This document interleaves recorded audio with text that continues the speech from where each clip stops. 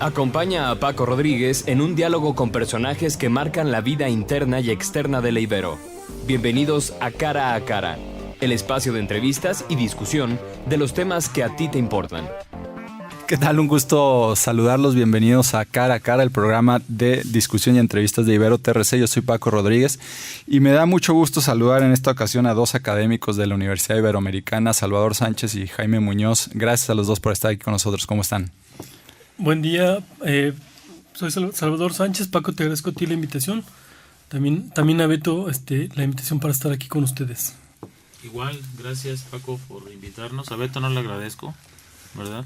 Porque no tuvo café el día de hoy. Porque no tuvo café. Esa producción está Pero ya fallando. Está preparando, que no se preocupéis. Esperamos que para la próxima edición de Cara a Cara ya nos tenga por lo menos un cafecito y galletitas. Pero gracias a los dos por estar ahí con nosotros, sobre todo para hablar de un tema pues que puede ser bastante escabroso, ¿no? Digo, no somos pitonizas, pero vamos a hablar del panorama en México en este 2018. Venimos de un contexto donde el país estadísticamente sufrió la mayor cantidad de violencia, al menos en cuestión de homicidios dolosos, según las mismas estadísticas oficiales. Y bueno, pues viene el tema electoral, ¿no? Que seguramente será el punto de partida de este 2018, pero bueno, también vienen otros temas a colación, como puede ser el tema económico, con esta cuestión del Tratado de Libre Comercio, que sigue estando en el tintero, que siguen negociando Donald Trump a través de Twitter, etcétera, ¿no? Pero bueno, para empezar, Salvador, Jaime, insisto, no somos videntes ni adivinos, pero ¿qué calificativo le podrían dar a este 2018? ¿Cómo se viene? ¿Es alentador? ¿Es caótico? ¿Qué calificativo? Pues mira, Paco, para empezar, querría comentar que algunos comentarios que leí yo para preparar esta intervención, algún analista decía que así como el 2008 fue el año de la crisis económica global, por supuesto, este año 2018 va a ser el año de la crisis económica. Que lo que tenemos que irnos preparando, que tenemos que ir como haciendo pues un arsenal para entender y para movernos en el panorama es como atender lo económico, que es lo que, digamos, lo que en términos del país y en términos globales lo que llama la atención. Pero en ese sentido, ¿pondrías así como que algún calificativo a este panorama, sobre todo en este contexto que mencionas? Un calificativo, pues más, no se me ocurre un calificativo, pues, pero más bien sí estar atentos en todo caso, ¿verdad? ¿Tú, Jaime? Pues yo sí, por supuesto que coincido en que el panorama económico pinta como siempre, oscuro para nuestro país, con altibajos, pero en general hemos ido decreciendo en prácticamente todos los indicadores. Estaba leyendo hoy precisamente que la inflación del 2017 fue la más alta en los últimos 15 y 16 años. Esto habla de que el retroceso en la vida, en la calidad de vida de los mexicanos ha sido constante, quizá no tan acelerado como en los tiempos de la Madrid o incluso antes de López Portillo, que era vertiginoso, todos los días aumentaban de manera estratosférica los precios de la canasta básica, etcétera. Pero bueno, vamos decreciendo también en ese terreno. Sin embargo, creo yo que este año es un año más que económico-político, es decir, en donde el énfasis periodístico y la atención de la comunidad en México se va a centrar en las elecciones federales. Ya desde ahora estamos viendo el ajetreo, los golpes, la guerra sucia, etcétera, que habitualmente se ha dado en estos periodos.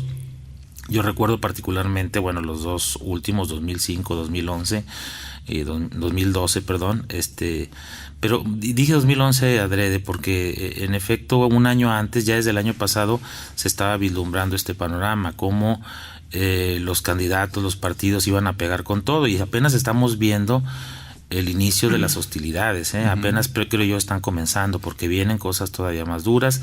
Lo que a mí me apena siempre en estos casos, como en 2006, es que se recrudezca la violencia que tiene tintes políticos, que claro, tiene que se cierne como una amenaza una amenaza para el votante. Un poco es un mensaje indirecto.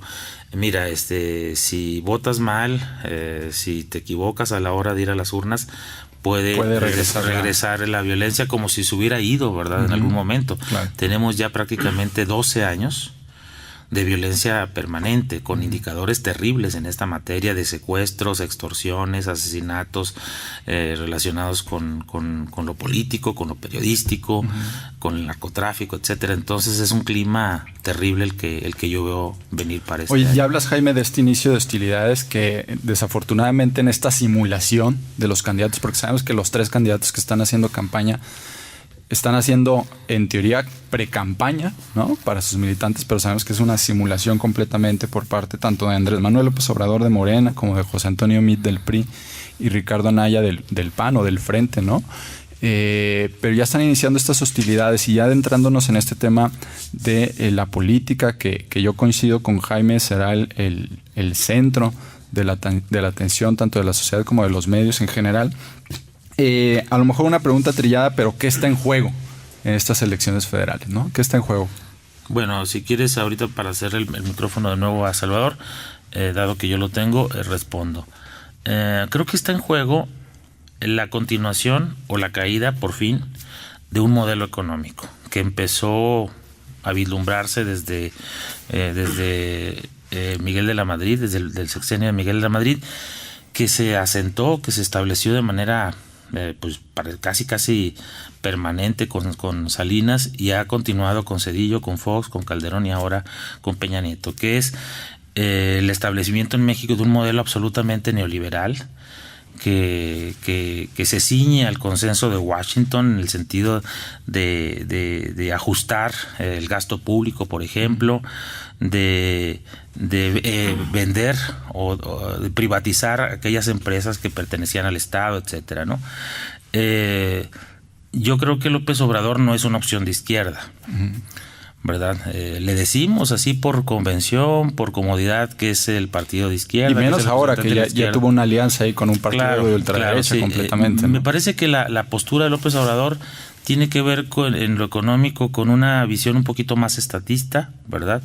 Por supuesto que al mercado lo tiene que dejar caminar como habitualmente ya camina el mercado. El mercado está por encima ahora de los gobiernos nacionales.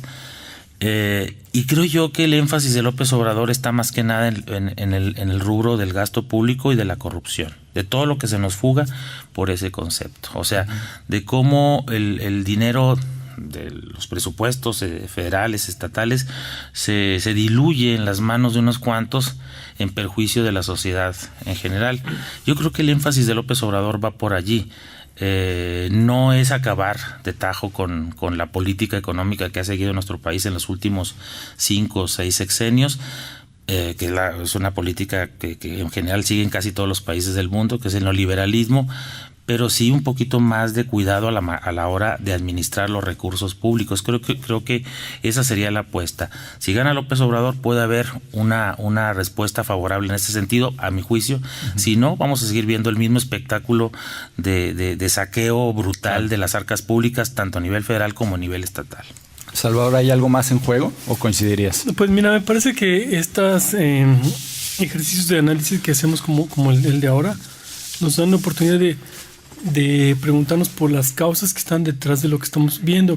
En realidad pasan tantas cosas que con los puros datos no podríamos lograr entender qué está sucediendo.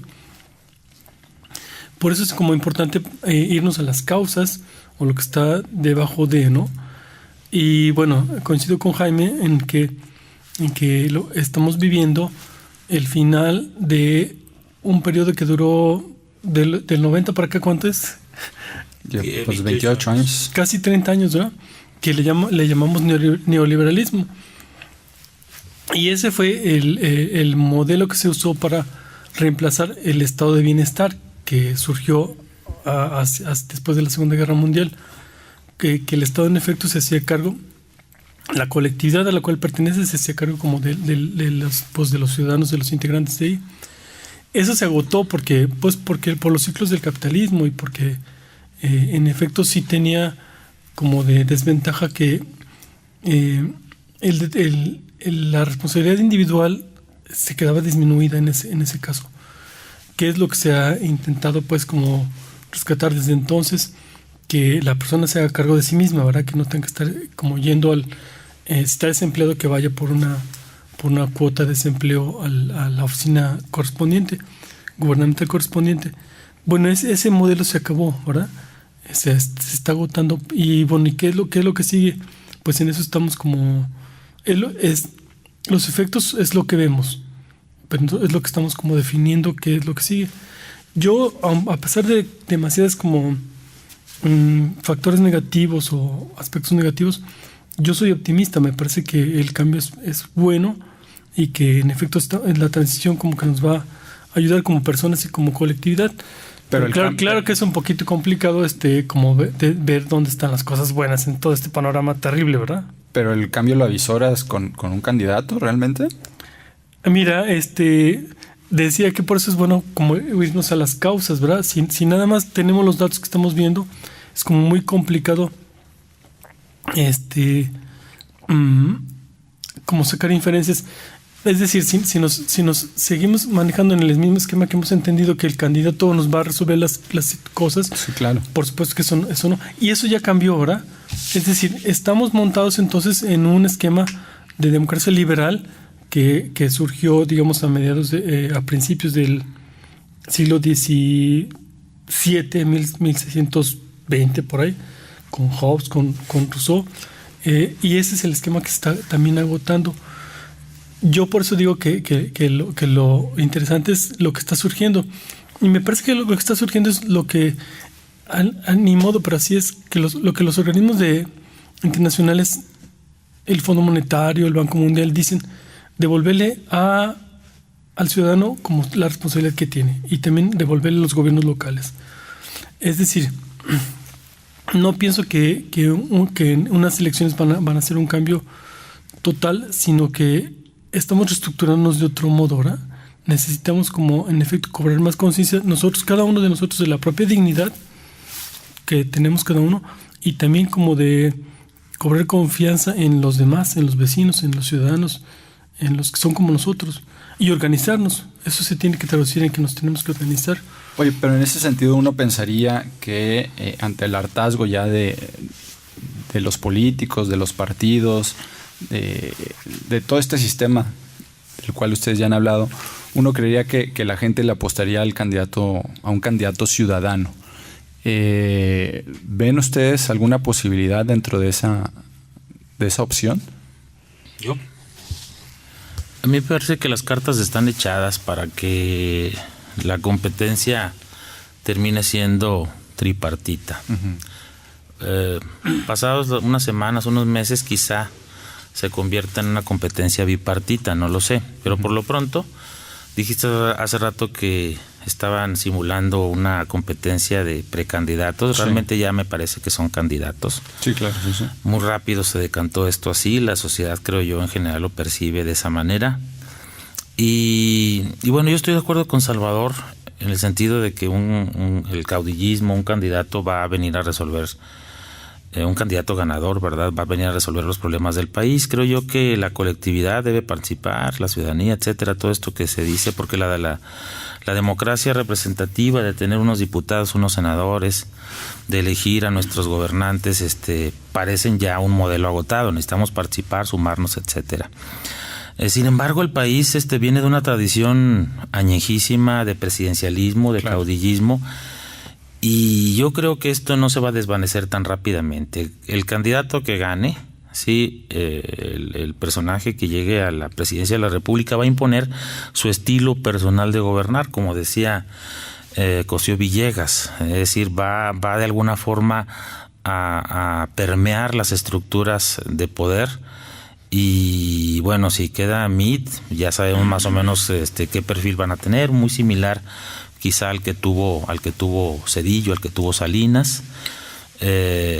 Si gana Anaya, creo que también estaría más o menos por lo mismo, tiene una formación parecida, aparte viene del panismo, y en general el panismo coincide con el modelo económico que ha tenido México en los últimos años. Por eso digo que la opción de un modelo mínimamente distinto, tenuemente distinto, es el modelo que impondría el estilo personal de gobernar de López Obrador, un modelo en donde quizá puede haber un poco más de participación ciudadana, quizá puede haber mejor representación en las secretarías, contra lo que se viene diciendo de que algunos nombres no son los más adecuados, algunas cartas que ya he ido tirando sobre la mesa de posibles secretarios no son las ideales. Yo creo que el equipo en general de López Obrador, desde que viene montando propuestas de trabajo conjunto, es un equipo, por supuesto no perfecto, pero viable para sacar adelante al país. También soy optimista en ese sentido siempre y cuando haya un cambio. Si no hay un cambio, entonces vuelvo a mi pesimismo habitual. Sí. Ahora, ¿cuál debería ser la problemática prioritaria para atender independientemente del candidato ganador, ¿no? Vemos este tema económico, vemos los por momentos estallidos sociales que surgen en algunas zonas del país, el tema de la lucha contra el narco que sigue vigente, etcétera, ¿no? Toda una serie de problemáticas y de fenómenos sociales que siguen ahí en el tintero. ¿Cuál debería ser la problemática prioritaria que se debería de atender en el país? Mira, yo quiero comentar algo de eso porque es decir, como para hilar lo que estamos comentando, los teóricos sociales contemporáneos hablan de lógica sistémica, ¿verdad? Es decir, que el único modo posible de abordar las sociedades contemporáneas es entenderlas como un sistema. Y los sistemas dicen ellos, autopoieticos, tienen como su propia lógica y se van regenerando a sí mismos y son capaces de expulsar a cualquier individuo, a cualquier actor individual que actúe en contra de ellos, porque se van como recuperando a sí mismos, ¿verdad? Entonces en ese caso no es verdad, además es verdad. El sistema tiene anticuerpos. El sistema tiene anticuerpos y no podemos hacer nada más ahí. Sí, o sea, es complicado. Que gane un candidato a la presidencia o que gane otro, en realidad yo no puedo modificar eso. Y no sé, ni el voto individual ni el voto, pero además si nos damos cuenta, ni siquiera el presidente mismo puede como cambiar la lógica del sistema. O sea, lo hemos visto con López Obrador, con Peña Nieto, que en 6 años como un presidente como que llegó y por figura, pero en realidad él no ha tomado ninguna iniciativa ni le ha dado rumbo particular al país. Bueno, yo digo que ni siquiera Donald Trump, ¿verdad? Por más que quiera hacer cosas, o sea, el capitalismo tiene su propia lógica y no puede echar para atrás esas tendencias. Pues por eso hablaba precisamente de que en la actualidad las que gobiernan son las corporaciones económicas, no tanto los gobiernos. Los gobiernos nacionales están por debajo de las directrices del mercado, sí, de la lógica del capitalismo, etcétera. Sin embargo, México, desde el punto de vista político, sí es un país peculiar. Tiene características distintas a otros países. Yo que lo contrasto casi a diario con la realidad argentina, por ejemplo, me encuentro que parece que somos otros planetas, sí, ¿verdad? En México sigue pesando mucho la figura del político, la partidocracia, por ejemplo. Yo creo que al mercado lo van a dejar operar, tal y como está funcionando quien llegue. Quizá, por ejemplo, pueden apretarse las tuercas a la banca, ¿verdad? Que hacen lo que quieren. Quizá también se pueda presionar para modificar un poco la relación entre los medios y el poder. En fin, pero en general el mercado opera de acuerdo a su propia lógica, porque esto le viene desde fuera. Ni siquiera son medidas o son políticas que se impongan de dentro. Dentro ocurre cualquier cambio, cualquier modificación a las reglas del juego y desde fuera se aprietan los tornillos. Sí. Prácticamente ante cualquier rubro económico. En la política es en donde yo creo que puede haber alguna modificación importante. Sí, sobre todo te digo en la cuestión del cuidado con el gasto y de la transparencia. Tenemos no sé cuántos años hablando de transparencia y realmente vivimos en la opacidad, claro, más terrible, que provoca que cada vez que sale un gobernador haya una acusación de desfalco millonario. ¿Creen que veamos más casos de esos? Yo creo que sí, porque también es algo que ocurrió a partir de la dilución gradual del poder político que tenía el presidente todavía hasta, no sé, Salinas. El presidencialismo, si bien es cierto, creo yo, sigue operando, no es el mismo que el que teníamos en México en los 80, hasta Salinas, 80, 90 y tantos, un poco con Zedillo quizá. La participación, la inquietud de la gente, etcétera, ha provocado que eso, los partidos y demás, que el presidencialismo no opere igual que en otros tiempos. Sin embargo, sigue siendo un poder importante, por eso se lo disputan así, de esa manera tan encarnizada. Sin embargo, bueno, más bien gracias a esto, debido a esto, los gobernadores, recuerden, fueron adquiriendo un peso mucho más relevante en la vida pública nacional, al grado de que ya prácticamente se habían convertido en feudos en donde hacían y deshacían a su antojo. Claro. ¿Y qué es lo que hacían? Bueno, desfalcar, saquear. Y ahí están los casos de Granier, están los casos de los Moreira, están los casos de Hernández en Tamaulipas, están los casos de Duarte, el otro Duarte, en fin, Padres en Sonora. Terrible el panorama para México en ese sentido. Yo creo que si puede haber algún cambio, se va a dar, un cambio político, se va a dar solamente si pinta favorablemente la situación electoral para Morena. Mira, Paco, por ahí es lo que quería comentar. Digamos que México como país estuvo viviendo dentro de un acuerdo, de un pacto entre los diferentes grupos que integraban la sociedad después de la Revolución Mexicana, ¿verdad? El PRI y todo lo que llamamos el sistema político mexicano. Eso más o menos viene funcionando, bien lo señala Jaime, más o menos hasta Salinas. El presidente era, digamos, el jefe de facto del sistema político mexicano, y con Salinas renunciaron, entre comillas, 14 gobernadores, ¿verdad? O sea, el presidente era como el jefe de los gobernadores. Sí, sí. Bueno, se rompe ese pacto y entonces los gobernadores ya no tienen jefe, no tienen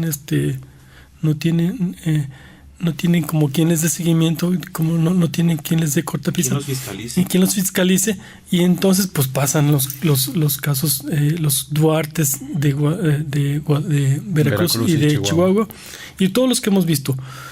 Entonces, bueno, ¿qué necesitamos? ¿Otro héroe, otro Tlatuani que nos venga y nos resuelva? Yo creo que no, es decir, siento que estamos transitando hacia otro pacto social. Por eso decía como que lo que se está recomponiendo es en efecto ese acuerdo de la democracia liberal. Oye, pero ¿qué esperanza se puede tener cuando la impunidad sigue siendo como que el combustible que alimenta este tipo de actividades, ¿no? O sea, se denunció en su momento las irregularidades en la contratación de la Casa Blanca, se denunciaron... Duarte fue cuestionado todo su sexenio. Todo su sexenio completamente, y no pasa nada, absolutamente nada. Hasta el final se dio cuenta de que Duarte había desfalcado al Estado y de que había sido porque corrupto. Antes era su amigo, ya después... Pues sí, o sea, 6 años estuvo la prensa nacional sobre Duarte, acusándolo de esto, los periodistas, la sociedad civil de Veracruz, en fin, todo el país. Y hasta el domingo 7 pasado, curiosamente, declara que está muy triste y muy compungido por... Que el país está lastimado. Está lastimado, etcétera. Mira, yo un poco siento la discrepancia de Salvador, en el sentido de que un Tlatuani, un Salvador, una figura emergente que llegue otra vez como un caudillo a salvarnos de todo. No. Evidentemente no creo en esa posibilidad, porque me parecería ingenua, pero sí, más bien me fijo en lo que tenemos. Tenemos un sistema en el que se convoca elecciones para elegir a un presidente de la República, que bien que mal sigue teniendo eso, el Poder Ejecutivo en sus manos, que puede designar secretarios de Estado, que puede designar delegados federales. Sí, que la separación de poderes es otra simulación. Exacto, que puede tener control sobre el Congreso, bueno, más bien lo va a tener sobre su bancada, como lo tiene el PRI, como lo tiene el PAN. Cuando ha sido presidente del PAN, aunque un poco con Calderón ya esto no se dio, la bancada del PAN en la Cámara de Diputados, recuerden, con Madero, sí. Madero Muñoz, Gustavo. ya un poco se le fue le saltó las trancas, pero en general el presidente ha tenido control sobre sus gobernadores, sobre sus diputados, sobre sus senadores y sobre un montón de sujetos más, ¿no? Y yo creo que sería el mismo caso de López Obrador. En este caso yo deposito la confianza en la posibilidad de que si llega este tipo pueda tener una relación distinta con el tipo de gente que elija, y a partir de ahí empezar a permear a las políticas públicas de distribución del presupuesto económico, la otra relación con la prensa. No soy muy optimista en este sentido. El panorama lo veo tenebroso, incluso si gana el que gane, ¿verdad? Pero me parece que en este momento ya es lo único que tenemos a la mano. Estamos a 6 meses o menos de las elecciones. Entonces, sí, en efecto, es sistémico el asunto. Las políticas públicas dependen mucho de lo que se decide afuera. Las grandes corporaciones, la economía poderosísima de las grandes empresas, etcétera, etcétera, ¿no? Pero bueno, lo que tenemos es la posibilidad de elegir. No hemos creado otras reglas para este juego. Y en este caso yo creo que si hay 3 opciones, hay 3 sopas, y pues la gente tiene esa posibilidad de decir este o este, y a partir de eso agarrarnos, ¿verdad? A ver cómo viene la cosa. Oigan, se habla mucho del tema de los medios de comunicación, las redes sociales, el internet, los jóvenes, etcétera, ¿no? ¿Hay alguna arista, algún rubro en el cual ustedes creen que se pueda definir las próximas elecciones? ¿En términos de medios de comunicación? En términos en general, ¿no? O sea, definirán las elecciones los jóvenes, definirán las redes sociales, tomarán un papel preponderante, el internet, o Trump será preponderante en quién gana en las elecciones. O sea, ¿dónde se van a definir las elecciones? ¿Serán realmente en las campañas, en los debates, quizá? No sé. ¿Dónde creen que ustedes que se vaya a definir las elecciones? Para mí se van a definir, bueno, son varios escenarios, disculpa que tome la palabra así, la rebate un poco. Son varios escenarios, no es una sola tarima desde donde se va a dictar la victoria. Es decir, van a influir los medios de comunicación, que ya están siendo maiceados desde ahorita y siempre lo han sido, pero en estos tiempos se agudiza más ese maiceo. Pero va a ser también la compra de votos, ¿sí? Por medio de las instancias correspondientes para el caso, que es estas oficinas de Cedesol, clientelismo, etcétera, etcétera, que ya conocemos. Van a ser determinantes las redes sociales, internet, etcétera. Pero también, al final de cuentas, ocurra lo que ocurra, van a ser determinantes las autoridades electorales, en las cuales confío de poco a nada. ¿Por qué? Porque ya lo hemos visto en otras ocasiones, y bueno, de antemano están anunciando que no van a estar de acuerdo con los resultados, van a salir a las calles, van a tratar de estabilizar, mientras las autoridades electorales determinan el ganador, lo que ya hemos visto. Pues mira, en este sentido, desde mi postura, digamos, del poder de abajo para arriba, yo pienso que estas elecciones 2018 van a ser un paso importante en el proceso de aprendizaje de la sociedad mexicana, ¿verdad? Pero todavía tenemos que seguir aprendiendo. Por supuesto, o sea, que no hemos aprendido con todo lo que nos han hecho. Porque yo pienso que estamos en una nueva situación, no solo política, sino todo global y todo. Y pienso que la gente tiene que aprender a organizarse más. Mira, es decir, yo sí pienso que el sistema es imposible de modificarse por una sola voluntad. Eso me parece contundente. Pero me parece también que en efecto tenemos como algunos márgenes de libertad en el que nos movemos, y si ni siquiera nos ejercemos ese margen de libertad pequeño que tenemos, pues estamos muy mal, ¿verdad? Mira, me gusta citar el caso del municipio de León, Guanajuato. El mismo presidente municipal convocó a las universidades de la región, a todas, a crear una comisión anticorrupción que fiscaliza las finanzas municipales. Bueno, o sea, no es ninguna voluntad única, sino pues es una asociación de actores sociales que se encargan de revisar las cuentas de peso por peso que se gastan en el municipio de León. Imaginemos algo así aquí en Torreón. Es imposible incluso imaginarlo. O sea, ¿cómo crees? No, Sí, aquí la situación es muy diferente, ¿no? ¿Cómo crees? Eso no se puede aquí, ¿verdad? Aquí siempre termino diciendo es que los cacicazgos aquí son tan férreos que es imposible moverlos. Pero bueno, no estamos hablando de otra cosa. En este caso se necesita un presidente municipal, así como se necesita un gobernador, claro. O sea, con voluntad política y visión moderna. Jaime, yo pienso al revés, ¿verdad? O sea, si la sociedad no se mueve, o sea, no estamos esperando que el presidente municipal entonces por su bondad nos conceda lo que él buenamente nos quiere conceder. No, hay un grado de exigencia de la sociedad, de la comunidad, de los ciudadanos, en el sentido de exigir sus derechos y demás. Aquí el problema es que estamos pésimamente organizados para todo.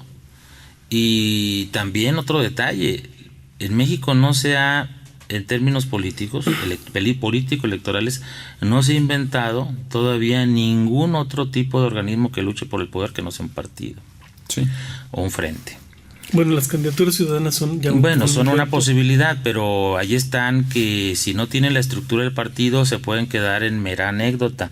Claro. Y una anécdota que también el sistema, yo creo que en muchos sentidos veo que soltó las candidaturas independientes para crear ruido. Claro. O sea, no son una generosa dádiva o una generosa iniciativa del poder para democratizar las cosas. No, lo hace para crear ruido y para poder meter una especie de plan B o plan C, que podría ser en este caso el Bronco, Margarita, o este chico, ¿cómo se llama? Miquel. El contiende para la Ciudad de México.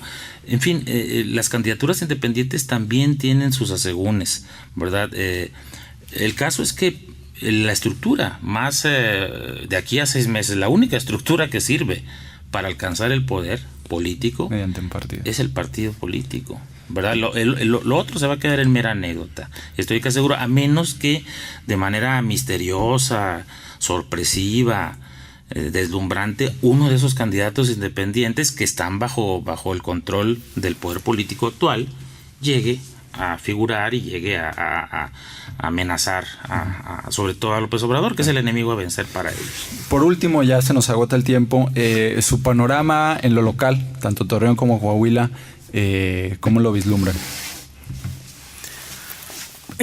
Pues mira, me parece que la alternancia, a pesar de todo lo que sea, sigue siendo una oportunidad para las sociedades otra vez, ¿verdad? Y en Torreón hay alternancia este año. Ya en efecto el presidente municipal estuvo antes en ese cargo, pero sí tiene otro modo de hacer las cosas, sí se junta con otras personas, sí tiene otras propuestas que son mejores que las anteriores, no sé, pero son otras, y eso oxigena, ayuda mucho al ambiente social, ¿verdad? Que haya otras caras, que haya otros nombres y que haya otras iniciativas. Y hasta Elías lo vemos en cultura, ¿verdad? Se le ocurren otras cosas, es fantástico, ¿verdad? Pero me parece como muy bien eso. Y bueno, así como fue Torreón, lo comparan con Saltillo, ¿verdad? Que en Torreón la gente sí tuvo más conciencia de su propia dignidad y votó diferente del voto corporativo. Pero yo pienso entonces aunque cueste un poco más, en Coahuila va a pasar igual. Bueno, Salvador, nada más para aclarar, mencionaba a Elías Agüero, quien fue nombrado director del Instituto Municipal de Cultura. Jaime, tu panorama para lo local, Torreón, Coahuila. Lo local, bueno, coincido con Salvador en lo general, para no abundar. Creo que es una buena oportunidad para que veamos políticas municipales distintas, para que también se traten de tapar los boquetes que han dejado otras administraciones recientes. Aquí lo malo que veo es que un año le va a dar muy poco margen de maniobra al gobierno municipal. Y yo no sé si mientras se acomodan y empieza la otra campaña, no ocurre nada bueno. O sea, puede ser un pasaje gris breve, para que ya se establezca lo que realmente se va a servir para hacer un cambio importante en la ciudad, que sería el próximo gobierno. En cuanto al estatal, Salvador no dijo, creo que no comentó nada. Ahorita esperemos que lo haga. Pues yo no veo un cambio significativo. Las arcas quedan vacías, sigue la deuda allí. Sí. El paso del ingeniero Riquelme por la presidencia municipal de Torreón fue gris tirándole a negro. En fin, me parece que no podemos esperar tampoco gran cosa del gobierno estatal. Sí, pues lamentablemente, ya una de las obras que cacareó fue el tema del alumbrado público. Ya la Auditoría Superior del Estado hizo algunas observaciones sobre la tecnología de estas luminarias. Y sí, veremos una cuestión diferente, al menos este año en lo municipal, teniendo en cuenta que con esta reforma el alcalde en funciones podrá ser presidente municipal y hacer campaña al mismo tiempo. Ya desde ahora vemos que la oposición, al menos los regidores priistas, están empezando a golpetear en ese sentido.